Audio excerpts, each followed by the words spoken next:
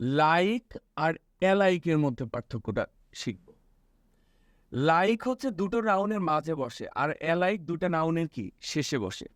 যেমন দেখো, the weather feels dash spring, দুই নাউনের মাঝে কি হবে? লাইক। ধরো দ্য ওয়েদার ফিলস, এখন তুমি ওয়েদার যেটা আছে এটা ফিল করতেছো স্প্রিং এর মতো, তাহলে এখনকার মাস আর স্প্রিং সিজন আর স্প্রিং সিজন দুইটা তুলনা বোঝাচ্ছে মাঝখানে, তখন কি হবে? লাইক। আর this sweet and that sweet আর ড্যাশ, তাহলে কি হবে? দুই নাউনের শেষে অ্যালাইক।